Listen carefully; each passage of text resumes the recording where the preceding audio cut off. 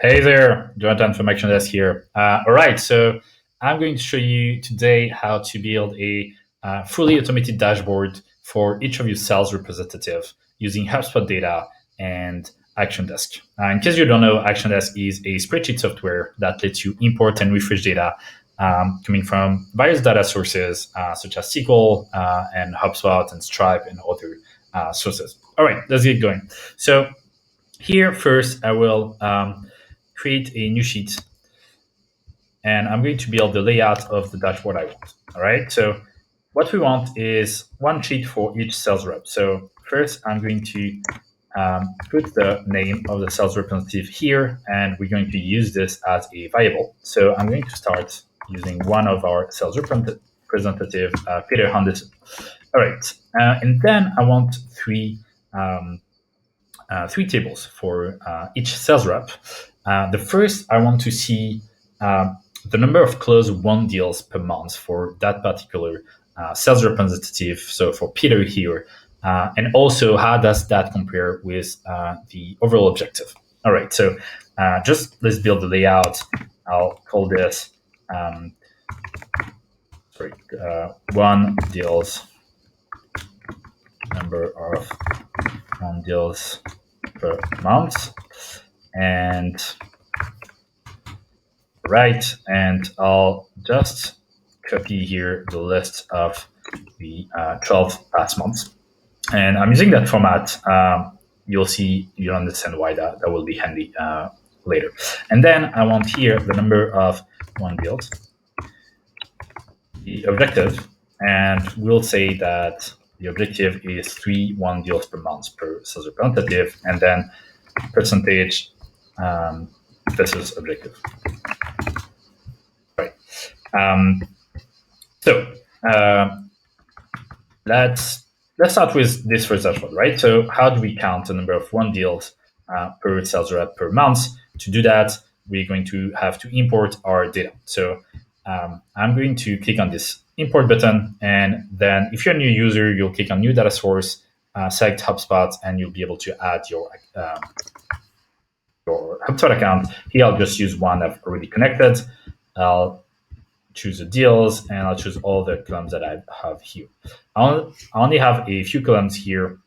We do support all the attributes of HubSpot, all the columns, and including the custom fields.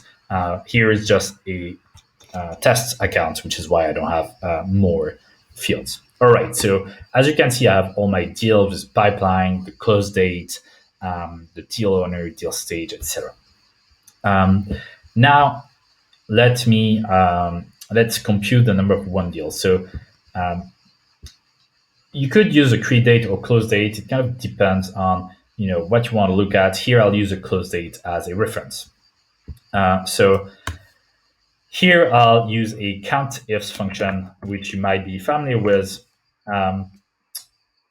Actually, before the countifs, one thing is here we have the month, and actually we don't have the exact months here. What we have is a specific day, but I'm going to have to do something to have the months in the same format as I have in the dashboard. So I'm going to create a column called close months. And then, so this is a concept very specific to Actiondesk.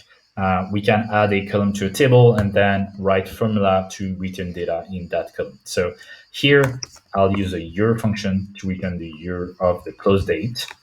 I'll concatenate this with an underscore and concatenate this with the month number. All right. So that will return the month of closing with the exact format I've been using in the dashboard. So that's why I've chose that format. It's pretty easy and generally a good practice according to me.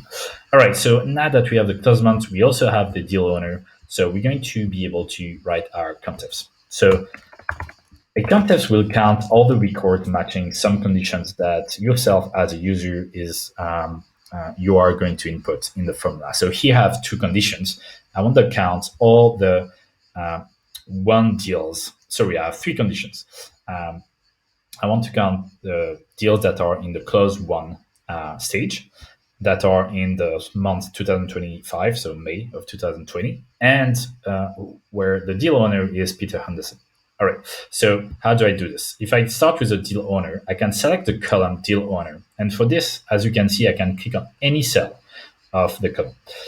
Then I'm going to reference the cell where I have my deal owner. And here I could just, write Peter Henderson, right? And that would work. But I'm going to reference to the cell because I want to be able to change the cell later to another cell's representative and have my data updated. All right.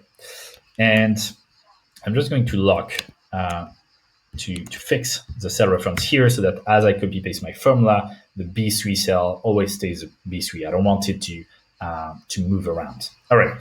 Then my second condition is on the deal stage. So let me choose a deal stage column here, and here I'll just write closed one. All right, and then my third condition is on the month. So I'll select the closed month column that I just created, and then reference to the cell where I've written my months here. All right, so that's my formula. I hope this makes sense.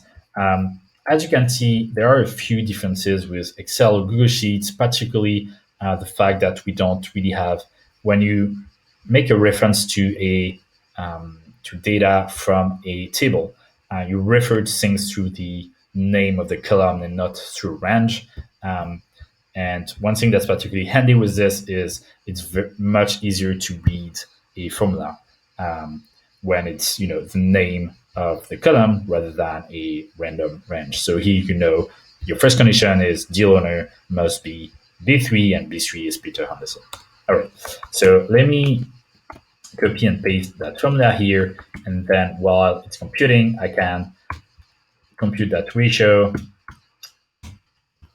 And here it seems I have only 0. So let me check let's just check first that we actually have data from this Peter Henderson person.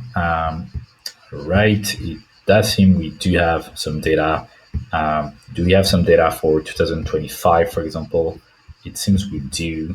So there might be a problem in my formula. Let's check. So I should definitely have data here. I have one close one. So let's check. Maybe you know what? I've got that.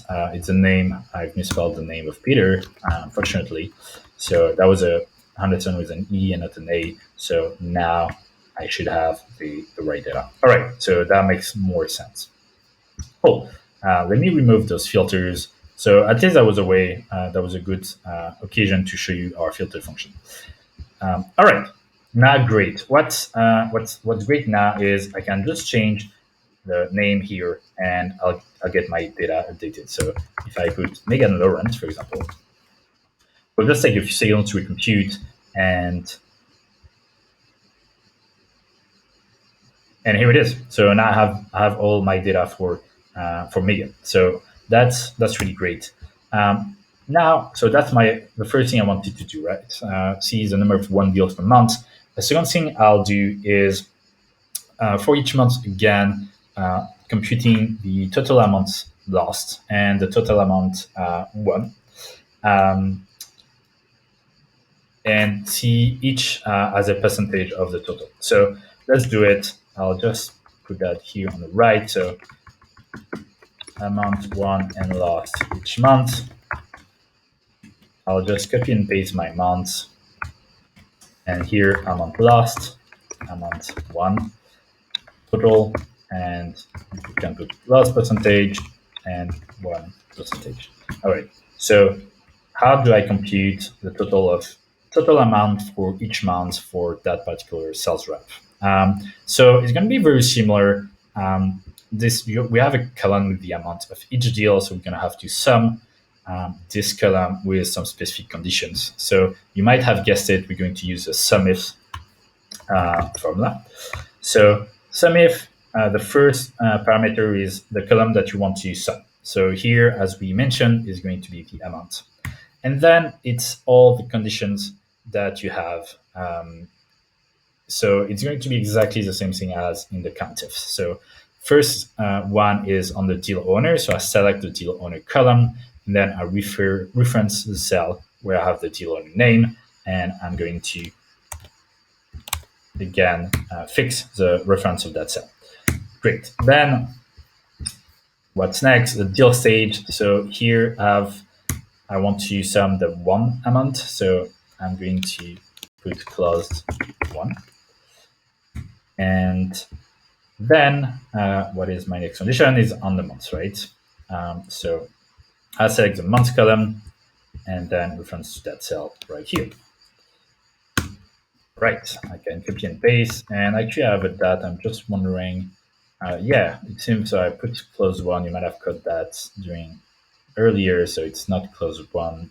No, sorry, I'm tired. It is close one. All right, so yeah, it's here actually. It's not close one. It should be close last. All right, sorry about that. And actually, for the amount one, it's going to be the exact same formula, right?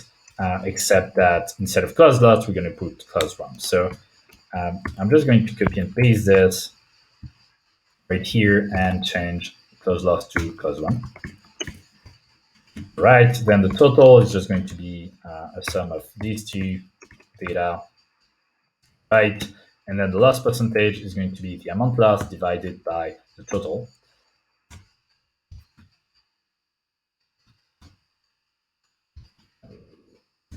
I'm not sure I have an issue. All right, so a little bug here. I won't do the percentage here for now.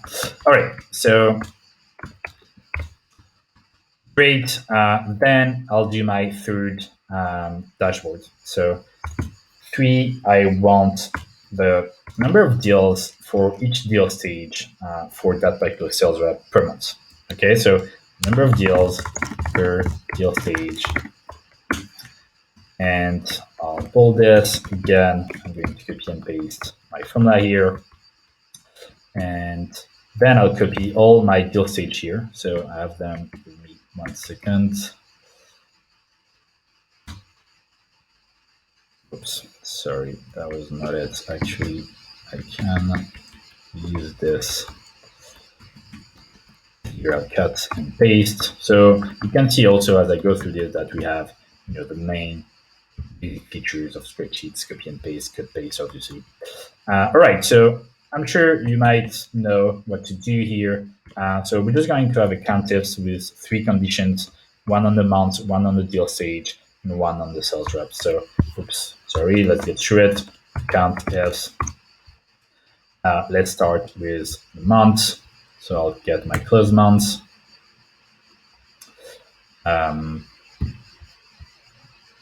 And I'll put it equal to this particular deal stage. And here I will fix the row. Sorry, I'm on the month. So right here, then I'm on the deal stage. This time it's going to be the M8 column and cell, sorry, and I'll fix the 8 rows for that formula and for that reference. And lastly, the deal owner, which will refer to this, and I'll put big with dollars. Right, so here it is. I can copy and paste everywhere. So here I'm using a handy shortcut, Shift and keyboard arrows to select a particular range. I would highly recommend. It's definitely a better practice in spreadsheets to use this. And then for the total, I'll just sum all of this. Right. Great. I will not bother you with some formatting right now. It's been a long tutorial, but obviously you can add borders, add background colors, bold, whatever, italic, whatever you'd like. And again, just to show you, if I were to change again the sales rep name here, and this under the knee, maybe not to make the same mistake, this will recalculate all the data, and you'll have the data for Peter in a few seconds. So this is fully automated. The only thing you'll have to do next month is just change the months right here. So that's the only kind of manual part you'll have to do. I hope this makes sense. If you have any questions, feel free to reach out as always.